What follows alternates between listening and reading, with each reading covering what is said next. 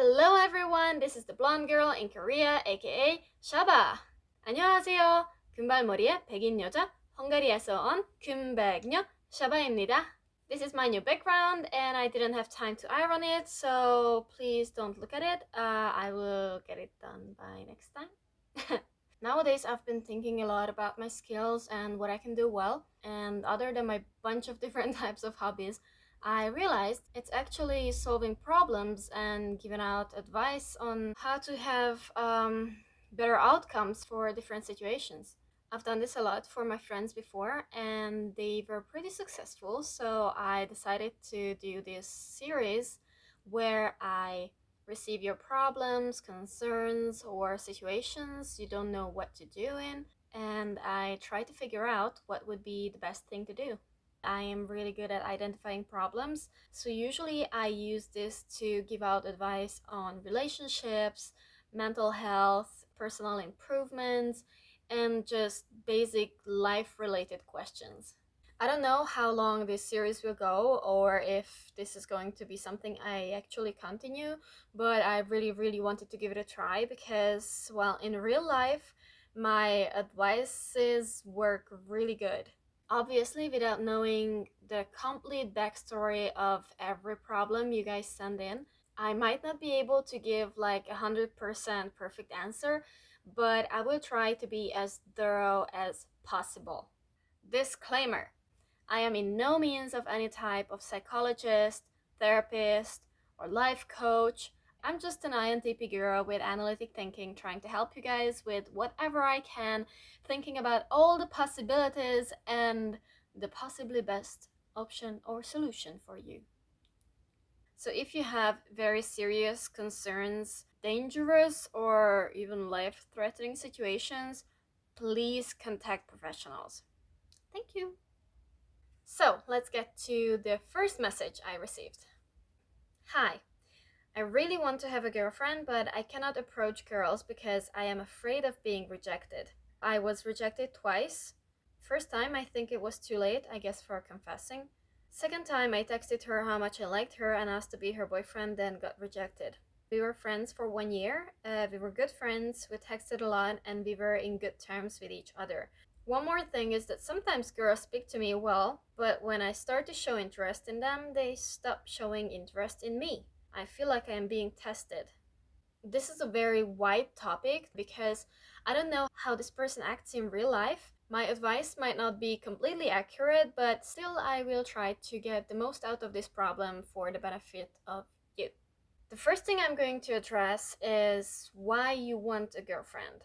I mean, obviously, a lot of people are like, oh yeah, I just want a girlfriend, I just want a boyfriend. Is it because you want a human connection with somebody? If you just feel like it's natural or because something is missing from your life, a relationship might not necessarily going to fill up that hole. But the good thing is you said you want a girlfriend. So it's not somebody specific. That means you have a lot of options because you're not fixated on one person, right? Let's go to the fear of rejection part. The thing is, no matter who or what you are trying to go for, fear is not going to bring you anywhere. I know, because I'm dealing with it every day. Fear is only going to keep you back from doing anything good. Let's say there is the woman of your life on the other side of the road, and because you're afraid of being rejected, you don't even go there. You don't even try it. But maybe, because she is the woman of your life, right? You go there, you ask it, you do the right things that I'm going to talk about in some minutes. She accepts it, and you happily live ever after. You live happily ever after, yeah. Let's imagine this. Out of 100 people, 50 are completely disinterested in you, and 50 are thinking of you as their potential future partner. But let's say you're really unlucky. You meet only the people who are not interested in you. You meet 14 of them. There are still going to be 36 people not interested in you, and if you're unlucky enough, you're going to encounter them before encountering the people who are interested in you. It's like roulette. What I'm trying to say is that your example is showing just two. Just two. Probably you simply met the people who were not, meant to be with you. And this is a very, very important mindset I want you to have, that whenever somebody is rejecting you, most of those people are probably not the ones meant to be in your life. So why bother? Why bother feel bad about it? It has never been in the picture. You just didn't know. Also, it's just a random thought, but if I think about rules and laws of odds, then the more people you encounter rejecting you, the higher the chances are that the next person is not going to reject you. But of course, life is not necessarily about odds, but if you think about it, life and nature is a lot about mathematics, so if you think about it, maybe it's true.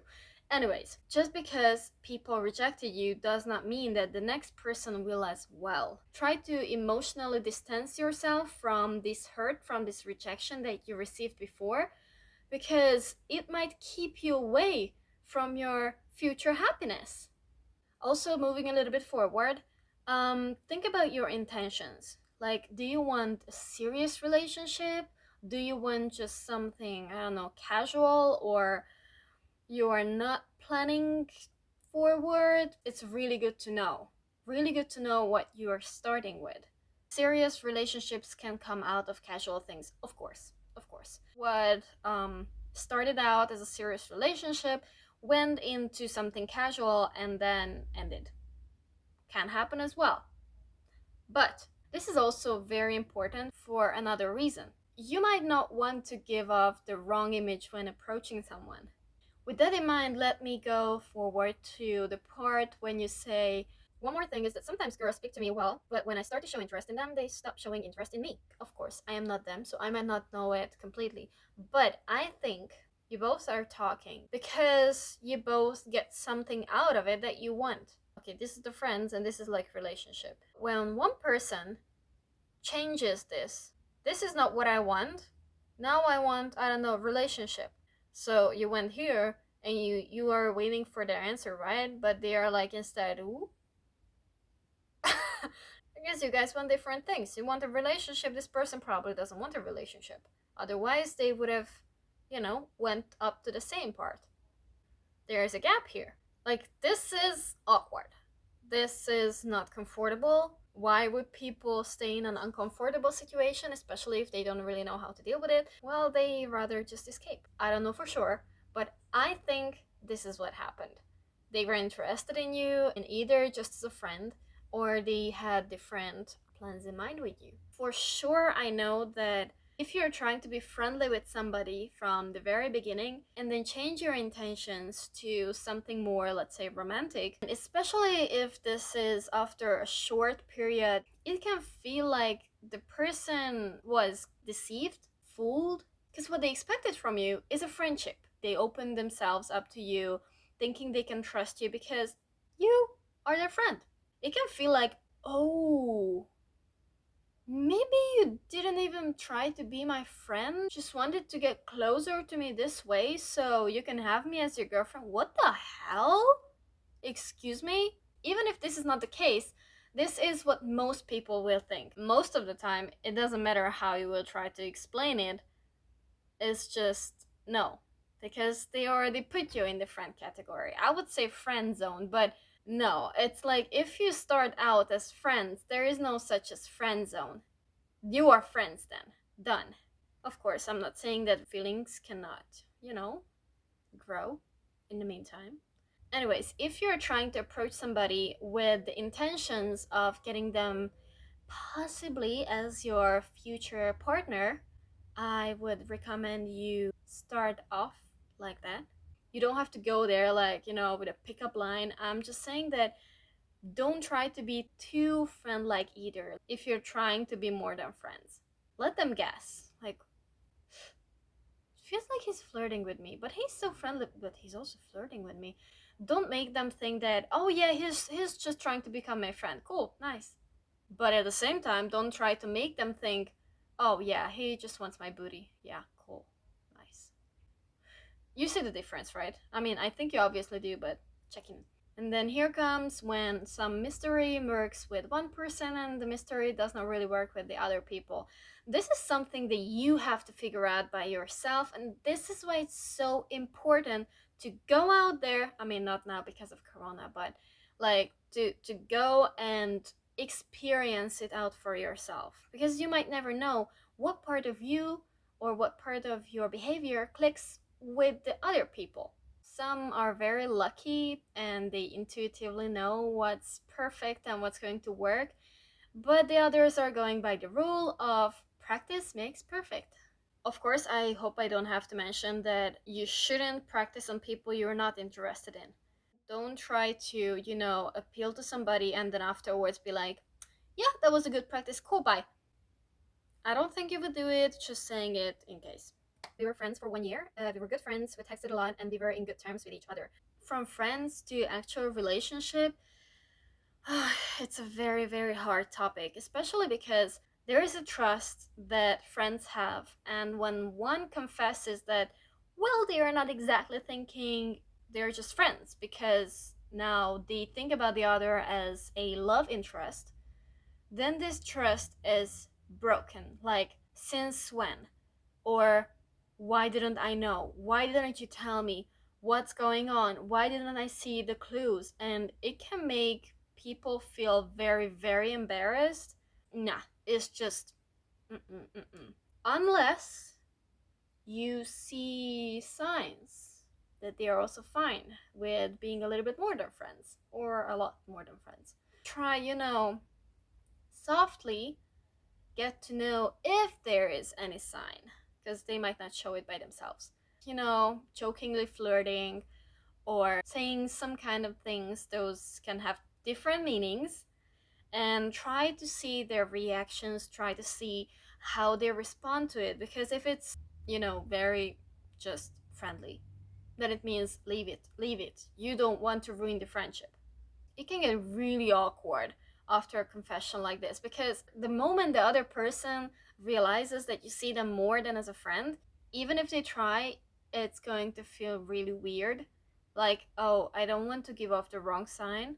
This friendly freedom you used to have will be completely gone. Now, some words about your vibes. Think about it. Why are you interested in somebody? Is it their looks? Is it their vibes? Is it their personality? I mean, this one only applies when you already know the person, right? But the thing is, you are interested because they have something that you want. That means, in order for them to be interested in you, they need to have something in you that they want as well. Because you don't want to look like somebody in desperate need of a girlfriend. No, no, no, no. You need to look like somebody that they might want as their boyfriend. The offer you are making by approaching them has to be appealing in order for them to accept and take the risks of trusting it and trusting you. So let's think about it from their viewpoint.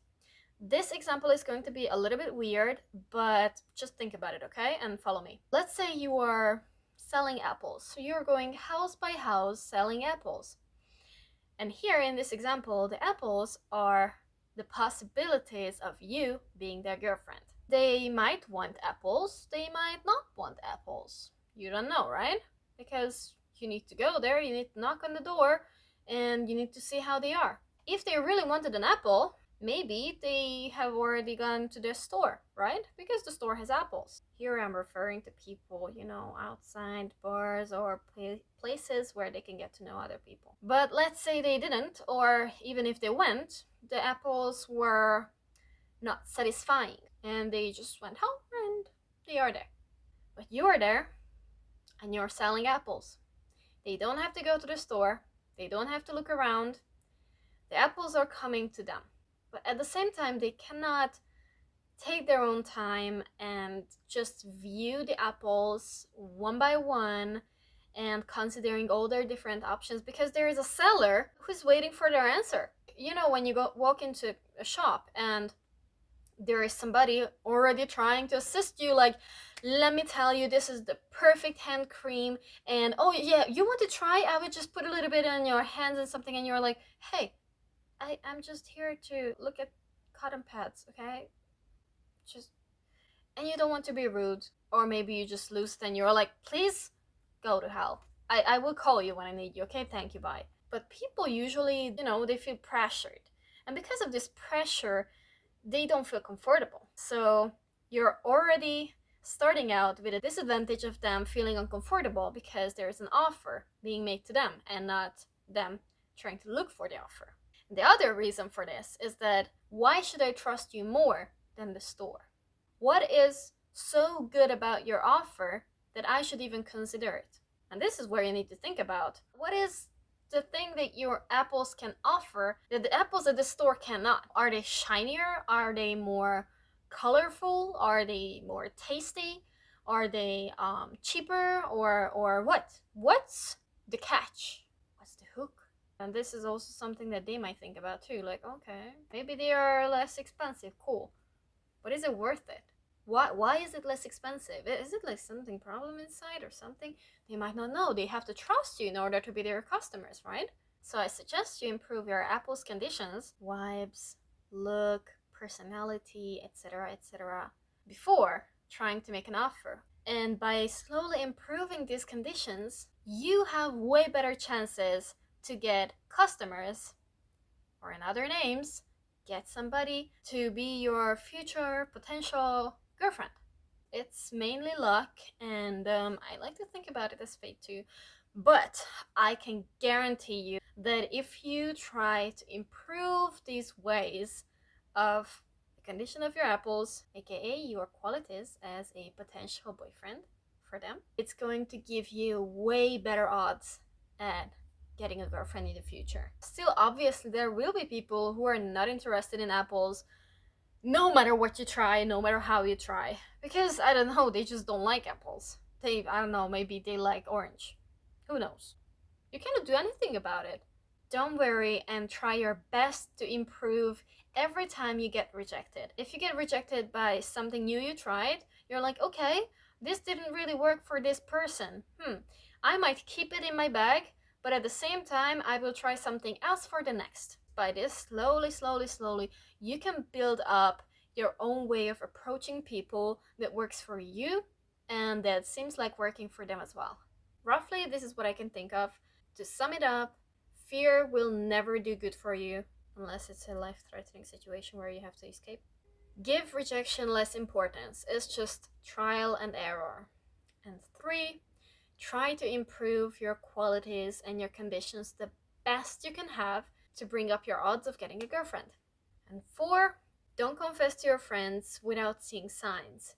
Try to look for clues, and if they don't seem like responding well, probably it's a no.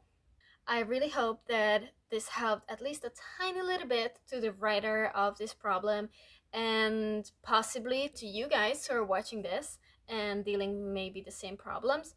Let me know in the comments if it worked, and feel free to share with me your concerns for upcoming contents and other advice as well. I wish everybody a really great day. Be nice, learn, improve, and see you next time. Bye! This is the blonde girl in Korea.